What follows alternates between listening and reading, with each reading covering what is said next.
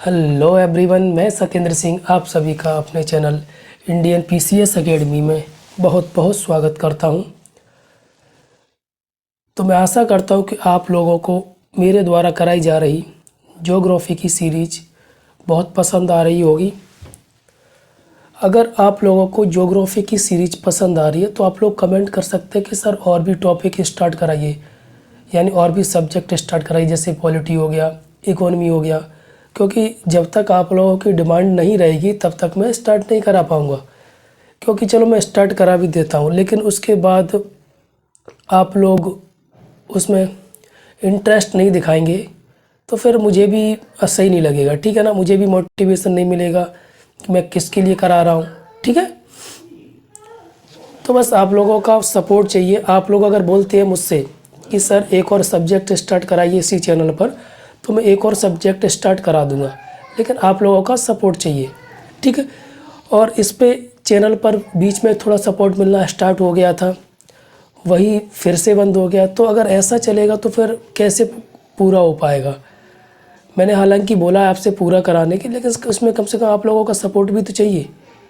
ना तो आप लोग शेयर करते हैं, ना तो कोई लाइक, ना व्यूज़, कुछ नहीं आते। मानता हूँ कि मेरा चैनल नया है, कम से कम जितने लोग देख रहे हैं उतने तो कम से कम शेयर कर सकते हैं। उनके फ्रेंड्स वगैरह हो, कोई भी हो, उसको आप शेयर कीजिए, ठीक है। कोई भी चीज़ होती है उसके दोहरे फ़ायदे होते हैं। एक तो मेरा फ़ायदा और दूसरा जिसके पास ये जाएगा उसका फ़ायदा है, ठीक है। तो जो स्टूडेंट पहली बार चैनल पर आए प्लीज़ सब्सक्राइब कर दें और ज़्यादा से ज़्यादा क्या करें, शेयर करें अगर पसंद आ रहा है सेशन तो, ठीक है। तो सबसे पहले मैं इस क्लास के बारे में बता देता हूँ आप सभी को। ये जो क्लास है वो स्टेट पीएससी, यूपीएससी, एसएससी, इसके अलावा जितने भी कॉम्पिटिटिव एग्ज़ाम होते हैं सबके लिए आप ये क्लास ले सकते हैं, ज्योग्राफी की क्लास, ठीक है। और इस क्लास में मैंने क्या क्या कराया है आप पीछे जाकर देख सकते हैं कि सर ने इस क्लास में क्या क्या करा दिया है। तो इसमें सबसे पहले मैंने कराया था, मैं यहाँ इस टॉपिक की बात करूँगा, मृदा की। तो इस टॉपिक में मैंने सबसे पहले एमसीक्यू कराए थे। एमसीक्यू से फ़ायदा मैंने बताया था कि एमसीक्यू से क्या फ़ायदा होता है, ठीक है। उसके बाद मैंने बताया था कि मृदा क्या होती है, ठीक है, और सॉइल प्रोफाइल क्या होती है, सब मैंने आपको यहाँ पे समझाया था। उसके बाद हम इसको आगे लेके चलेंगे और मैं यही आपसे बोल सकता हूँ कि इस टॉपिक से आपका कोई भी क्वेश्चन बाहर नहीं जाएगा, ठीक है ना। यूपीएससी का तो मैं कोई भी दावा नहीं करता, कोई भी टीचर दावा नहीं करेगा, लेकिन मैं पीएससी तक के लेवल की बात करता हूँ। कोई भी क्वेश्चन यहाँ से बाहर नहीं जाएगा, ठीक है। तो हम चलते हैं अपने आगे की तरफ। कल हमने देख लिया था, उसके आगे हम आज स्टार्ट करेंगे। थोड़ी आवाज़ में प्रॉब्लम है क्योंकि अभी स्वास्थ्य पूरी तरह से ठीक नहीं है, ठीक है। तो मृदा या मिट्टी के प्रकार और इनका विभाजन, हम भारत में अगर बात करें तो कौन सी जगह पर कौन सी मिट्टी पाई जाती है वो हम यहाँ पर देखेंगे। तो आप यहाँ पर सबसे पहले पूरा मैप देखिए, उसमें मिट्टी का विभाजन दिया गया है। फिर हम देखेंगे कहाँ पर कौन सी मिट्टी पाई जाती है। यहाँ पर देखिए ऐसे जो चिन्ह बने हैं, यहाँ पर देखो जो ग्रीन कलर में ऐसे मार्क्स बने हैं वो कौन सी मिट्टी है, पर्वत और वन क्षेत्र में जो मिट्टी पाई जाती है। उसके बाद ऐसी जो कलर है वो किसका है, जलोढ़ मिट्टी का है, ओके। उसके बाद अगला है जो लाल और पीली मिट्टी का। फिर ये आपको यहाँ पर दिख रहा है वो काली मिट्टी का। ऐसा जो कलर दिख रहा है वो आपको लेटेराइट मिट्टी का। फिर ऐसा जो दिख रहा है वो आपका क्या दिख रहा है, शुष्क का। तो यहाँ पर आप ये देखिए, फिर उसके बाद मैप देखिए कि कहाँ पर कौन सी मिट्टी पाई जाती है। अगर मैं भारत के उत्तर भारत की बात करूँ, इधर जो हिमालय की बात करूँ, तो यहाँ पर पर्वत है, तो यहाँ पर पर्वतीय मिट्टी पाई जाती है। ये पूरा जम्मू कश्मीर, लद्दाख, उत्तराखंड, ठीक, सिक्किम हो गया, अरुणाचल प्रदेश का कुछ हिस्सा हो गया, यहाँ पर कैसी मिट्टी पाई जाती है, पर्वतीय मिट्टी पाई जाती है, ठीक। उसके बाद अगर हम थोड़ा नीचे आते हैं, उत्तर भारत से थोड़ा दक्षिण के नीचे आते हैं, तो यहाँ पर जो एरिया दिख रहा है आपको, ये गंगा का मैदान, यहाँ पूरे क्षेत्र में कौन सी मिट्टी पाई दिख रही है आपको, ये पूरे क्षेत्र में, यहाँ पर ये पूरे इसके साइड में ये पूरी, ये कौन सी मिट्टी पाई जाती है, जलोढ़ मिट्टी। कौन सी है, जलोढ़। आप जैसे ही इंडिया का मैप देखेंगे तो वहाँ पर आप ज़िले राज्य ड्रॉ कर सकते हैं कि कौन से राज्य में कौन से ज़िले में कौन सी मिट्टी पाई जाती। इधर कौन से राज्य पाए जाते वहाँ पर वैसी मिट्टी होगी। फिर यहाँ पर हम बात करें मध्य प्रदेश के कुछ हिस्से की, तो ये एरिया हो गया, ठीक है। तो यहाँ पर ये एरिया हो गया, यहाँ पर कौन सी मिट्टी पाई जाती है, काली मिट्टी पाई जाती है। कौन सी, काली मिट्टी। फिर उसके नीचे हम अगर बात करें और कुछ पूर्वी भारत की बात करें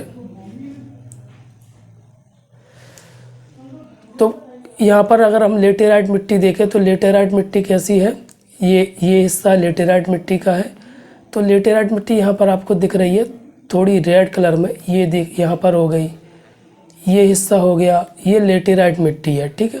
उसके नीचे अगर हम देखेंगे शुष्क वाली मिट्टी, तो यहाँ पर राजस्थान का एरिया हो गया। तो यहाँ पर कैसी मिट्टी पाई जाती है, शुष्क मिट्टी पाई जाती है। ये तो विभाजन हो गया, एक मिनट, ये क्या हो गया है, इसका विभाजन।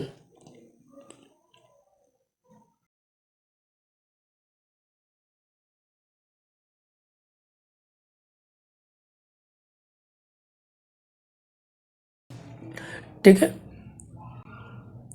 तो ये पूरा विभाजन एक बार आप दूसरे मैप से देखेंगे। दूसरे मैप का मतलब है जो भी राजनीतिक मैप आपके पास होगा, पॉलिटिकल मैप होगा, उसमें आप देखेंगे तो वहाँ पर ये राज्य देखेंगे और उनके ज़िले देखेंगे। उसके हिसाब से आप बता सकते हैं आसानी से कि कौन से राज्य में कौन से ज़िले में कौन सी प्रकार की मिट्टी पाई जाती है, ठीक है। फिर सबसे पहले मिट्टियों में अगर हम बात करें, मिट्टियों के विभाजन में, तो सबसे पहले हम जो मिट्टी पढ़ेंगे वो कौन सी मिट्टी पढ़ेंगे, जलोढ़ मिट्टी पढ़ेंगे। जलोढ़ मिट्टी को दोमट और कछार मिट्टी भी कहा जाता है। नदियों द्वारा लाई गई मिट्टी को जलोढ़ मिट्टी कहा जाता है। मतलब जो जलोढ़ मिट्टी होती है उसका निर्माण कैसे होता है, उसका निर्माण होता है नदियों द्वारा जो मिट्टी बहाकर लाई जाती है उससे। उस मिट्टी को हम कौन सी मिट्टी बोल देते हैं, जलोढ़ मिट्टी बोल देते हैं। ओके, यह मिट्टी देश के 40% भाग पर पाई जाती है। कितने प्रतिशत भाग पर पाई जाती है, 40% भाग पर। भागों में लगभग 15 लाख वर्ग किलोमीटर क्षेत्र में विस्तृत है। यह तटीय मैदानों व डेल्टा प्रदेशों में अधिक है। तटीय मैदान का मतलब क्या होता है, जो समुद्र से लगे हुए एरिया होते हैं। डेल्टाई का मतलब क्या होता है, जहाँ पर नदियाँ जाकर गिरती हैं, ठीक है।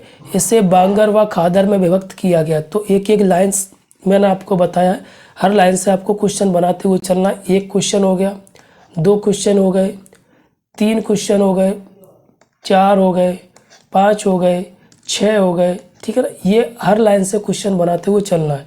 अब होता है भांगर मिट्टी होती क्या है वो समझिए। यह प्राचीन यानी पुरानी जलोढ़ या नदियों द्वारा लाई गई पुरानी मिट्टी है। इनकी उर्वरता कम होती है। उर्वरता का मतलब क्या होता है, उपजाऊ, जिसमें फसल अच्छी होगी या बुरी होगी वो उर्वरता के ऊपर डिपेंड करता है। उर्वरता अच्छी होगी तो फसल अच्छी होगी, यानी उसमें मिनरल्स ज़्यादा होंगे, ठीक है। इसलिए इनकी उर्वरता बनाए रखने के लिए उर्वरक यानी जो फर्टिलाइजर्स होते हैं उनकी आवश्यकता पड़ती है। फिर वही अगर हम खादर की बात करें, यह नवीन जलोढ़ मृदा होती है। दोनों को याद रखना है कि बांगर पुरानी जलोढ़ मृदा होती है, खादर नवीन होती है। प्रत्येक साल बाढ़ द्वारा लाई गई मिट्टी यह बांगर की अपेक्षा थोड़ी ज़्यादा उपजाऊ होती है।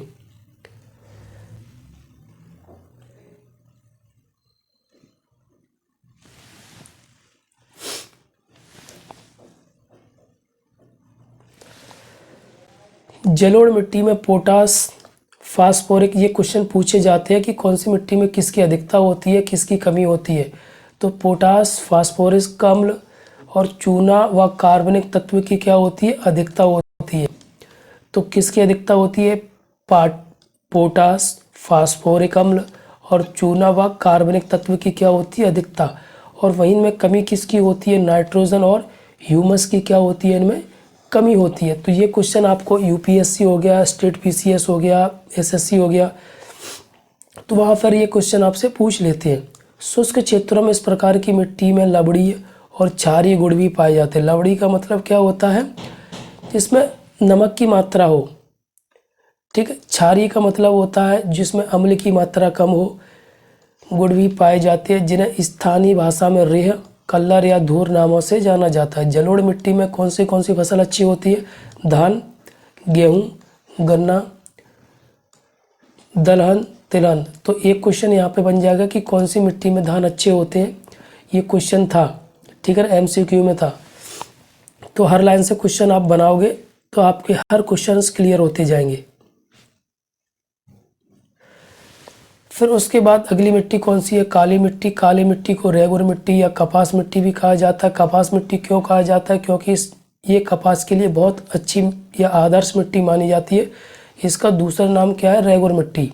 इसे अंतर्राष्ट्रीय रूप में उष्ण कटिबंधीय या चरनोजम कपास की खेती हेतु सबसे उपयुक्त मिट्टी। इसका निर्माण कैसे होता है? ज्वालामुखी का जो लावा होता है उसके अपर्दन से या उसका जो क्षरण होता है उससे।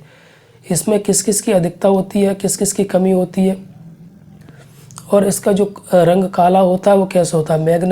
मैग्नेटाइट, लोहा, एल्यूमिनियम, सिलिकेट, ह्यूमस आदि की उपस्थिति के कारण इसका रंग कैसा होता है? काला होता है। क्वेश्चन पेपर में पूछा जाएगा आपसे कि जो काली मिट्टी होती है उसका रंग काला किस कारण होता है? तो किस कारण होता है? इनकी कारण होता है, ठीक है। इसमें नमी धारण करने की बेहतर क्षमता होती है।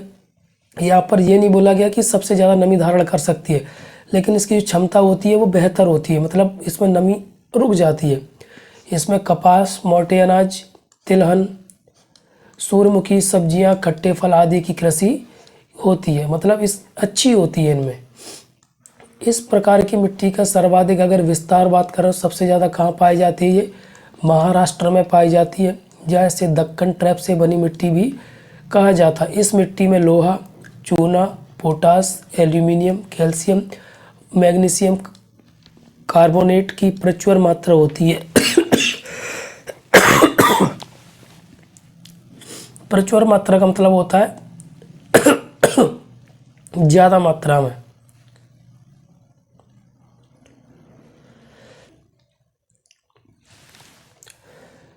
ठीक है, और इसमें कमी किस किस की होती है? नाइट्रोजन, फास्फोरस व कार्बनिक तत्वों की क्या होती है? कमी होती है। प्रायद्वीपीय काली मिट्टी में सामान्यतः, प्रायद्वीपीय भारत का मतलब होता है जो गुजरात से लेकर जो नीचे का हिस्सा होता है, मध्य प्रदेश का हिस्सा होता है, उसको हम क्या बोल देते हैं? प्रायद्वीपीय। प्रायद्वीपीय जो काली मिट्टी होती है उसको 3 पार्ट में डिवाइड किया गया है।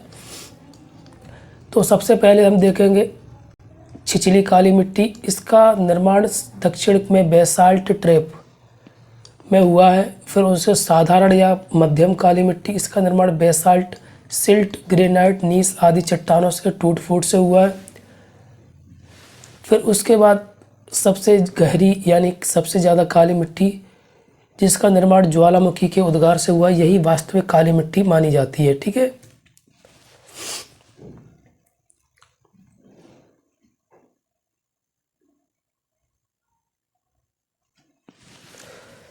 फिर उसके बाद लाल मिट्टी, सामान्य से लेकर भारी वर्षा वाले क्षेत्रों में प्राचीन क्रिस्टलीय।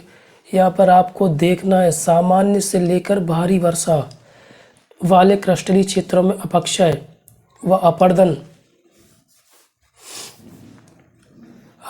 चट्टानों की कटी हुई मिट्टी से निर्माण हुआ है। यहाँ पर देखो क्रिस्टलीय सेल की अपक्षय का मतलब क्या होता है? उसका क्षरण। अपर्दन का मतलब क्या होता है? वो एक ही चीज़ होती है। अभी हम समझेंगे अपर्दन क्या होता है, उसके प्रकार कैसे होते हैं, उसका कारण क्या क्या है। यह मिट्टी अधिकतर दक्षिणी भारत में मिलती है। दक्षिण भारत मतलब साउथ में मिलती है। इसका लाल रंग लोह ऑक्साइड के कारण होता है। अभी हमने काली मिट्टी का समझा, उसका जो काला रंग होता है वो किस कारण होता है, और इसका काला रंग लाल रंग किस कारण होता है। ये अपेक्षाकृत मतलब जो हमने 3 मिट्टी ऊपर पड़ी है, 2 मिट्टी ऊपर पड़ी है, उनसे कम उपजाऊ होती है। इसमें सिंचाई की आवश्यकता होती है। ये मिट्टी लगभग पूरे तमिलनाडु, आंध्र प्रदेश, छत्तीसगढ़, कर्नाटक, महाराष्ट्र और उड़ीसा के कुछ हिस्सों में पाई जाती है। तो जो मैप बनाया है उससे थोड़ा आसान हो जाएगा, रटने की आवश्यकता नहीं पड़ेगी। मैप में मैंने बताया है कि किस क्षेत्र में कौन सी मिट्टी पाई जाती है, ठीक है ना। ऊंचे क्षेत्रों में बाजरा, मूंगफली, आलू के उपयुक्त, वहीं निम्न क्षेत्रों में चावल, रागी, तंबाकू, सब्जियों के लिए उपयुक्त। ऊंचे क्षेत्र का मतलब यहाँ पर पानी नहीं टिकता है, ओके। और निम्न क्षेत्र का मतलब यहाँ पर पानी रुक जाता है। इस मिट्टी में घुलनशील लवणों में की पर्याप्त मात्रा होती है, जैसे फास्फोरिक अम्ल हो गया, कार्बनिक तत्व, जैविक पदार्थ, चूना व नाइट्रोजन की कमी होती है इनमें। तो अधिकता किसकी होती है, कमी किसकी होती है, ये सब एग्जाम में पूछा जाता है। फिर अगला हमारी जो मिट्टी है वो कौन सी मिट्टी है, लेटेराइट मिट्टी। ये जो महत्वपूर्ण मिट्टी है यहीं तक क्वेश्चन पूछे जाते हैं। इन मृदाओं का अध्ययन सर्वप्रथम एफ बुखानन द्वारा 1905 में किया गया। ये याद मत करना, यह मुख्यतः प्रायद्वीपीय भारत के प्रायद्वीप ऊपरी भागों में विकसित हुई है। यह 200 सेंटीमीटर से अधिक वर्षा वाले क्षेत्र में होती है, मतलब जहाँ वर्षा अधिक होती है वहाँ ये मिट्टी पाई जाती है। इसकी जो उत्पत्ति होती है चूना व सिलिका के निचालन से इसकी उत्पत्ति होती है।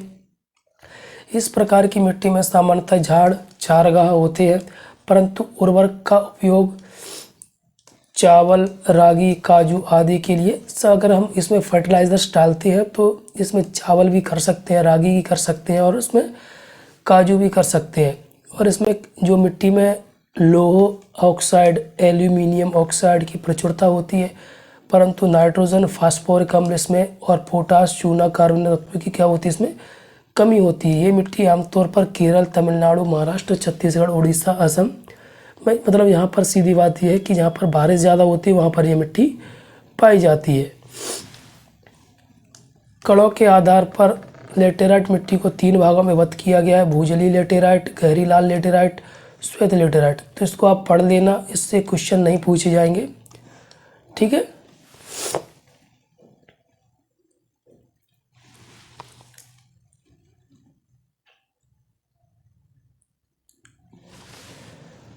फिर उसके बाद जो पर्वतीय मिट्टी यानी पर्वतीय क्षेत्रों में जो मिट्टी पाई जाती है, ये वनी मृदा भी कहा जाता है इसको। इसमें चाय हो सकती है, कॉफ़ी, मसाले, उष्णकटिबंधीय फल, ठीक है। ये घाटियों और ढलानों में पाई जाती है। और ये कहाँ पर, जम्मू कश्मीर से लेकर अरुणाचल प्रदेश तक, अभी हमने मैप में देखा भी था, ठीक है। ये कैसे गुण रखती है, अम्लीय गुण रखती है यानी एसिडिल।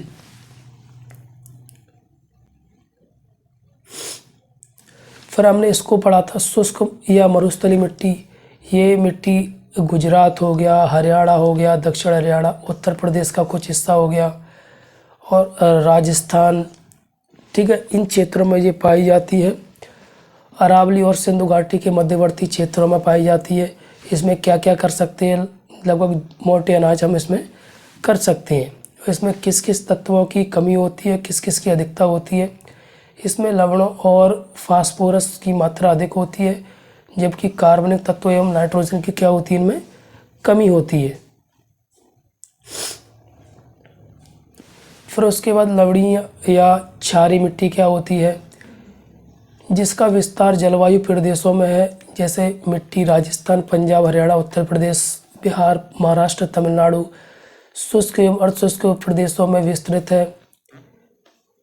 यह मिट्टी राजस्थान, पंजाब, हरियाणा, उत्तर प्रदेश, तमिलनाडु, शुष्क, ये दोबारा हो गया। इसमें कौन से मतलब ये जो मिट्टी है ये कम इम्पोर्टेंट होती है। जो आपको महत्वपूर्ण मिट्टी पढ़ना है वो स्टार्टिंग की 4 मिट्टी लेटेराइट तक पढ़ना है, ठीक है।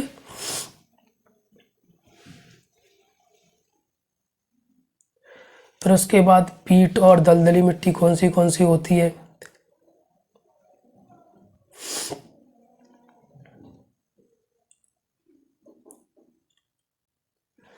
पीट एवं दलदली मिट्टी ये सब आप समझ सकते हैं दलदली क्षेत्र में होगी। इसमें कौन सी ये मिट्टी अम्लीय स्वभाव की मृदा होती है, कहाँ कहाँ पाई जाती हैं, ये सब आपको देखना है। या पानी जमाव होता है, किसकी कमी होती है, किसकी अधिकता होती है, वो सब आप यहाँ पर इसको देख सकते हैं। इसका जो रंग कैसा होता है, रंग नीला होता है और किस कारण होता है वो यहाँ पर दिया गया है, ओके।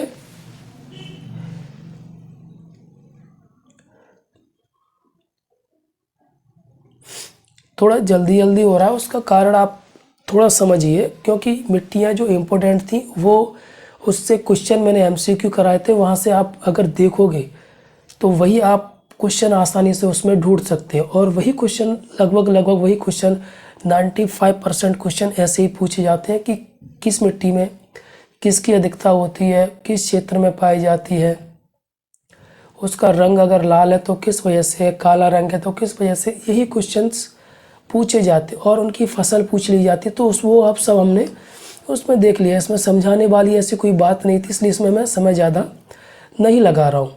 ओके, तो इसको आप एक बार से, या जिसको समझ में नहीं आया एक बार वीडियो को फिर से देखिएगा, ठीक है। अगर फिर भी समझ में नहीं आता तो आप मुझे बताइए, मैं उसको फिर से समझाने का प्रयास करूँगा। और मैं आशा यही करूँगा कि आप लोगों को इसमें अभी तक कोई डाउट नहीं हुआ होगा। और अगला इसके बाद जो हमारा टॉपिक रहेगा, यानी इसी के मृदा के अंदर ही यह क्लास रहेगी, वो इसकी जो भी तथ्य होते हैं, जैसे मृदा अपरदन क्या हो गया, भूस्खलन क्या होता, ये सब उसमें हम अलग से वीडियो बनाकर उसको समझेंगे। क्योंकि अगर मैंने उसको इसमें पढ़ाया तो एक तो जल्दी हो जाएगा और बहुत बड़ा वीडियो हो जाएगा।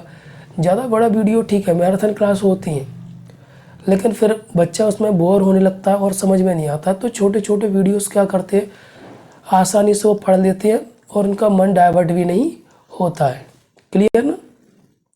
तो बस आप लोगों से मेरा यही अनुरोध है कि प्लीज़ सपोर्ट कीजिए, ज़्यादा से ज़्यादा शेयर कीजिए। मैं इस फील्ड में नया हूँ, मेरा ये चैनल नया है, तो बस आप लोगों का सपोर्ट मिलेगा तभी आगे तक बढ़ पाऊँगा। अगर पढ़ाई में कोई कमी आपको दिखती है तो ये मेरा फॉल्ट है, आप मुझे बताइए, ठीक है। अगर आपको क्लासेस अच्छी लग रही हैं, देखने के बाद भी शेयर नहीं कर रहे हैं, तो ये फिर आपकी गलती है। ओके, अभी मेरा स्वास्थ्य ठीक नहीं है, इस वजह से थोड़ी आवाज़ में या थोड़ी कॉन्फिडेंस में आपको कमी लग सकती है, ठीक है। इसके बाद जो हमारा अगला टॉपिक रहेगा अन्य तत्वों से रहेगा, यानी जो भी एग्ज़ाम में यूपीएससी में क्वेश्चन वहाँ से पूछे जाते हैं। अगर मैं पीसीएस की बात करूँ तो मेंस में क्वेश्चन पूछे जाते हैं कि जो मृदा अपरदन होता है उसका क्या कारण होता है, मृदा अपरदन कितने प्रकार का होता है, ओके, भूस्खलन क्या होता है, उसका कारण क्या होता है, वो सब हम कल समझेंगे, ठीक है। Thank you.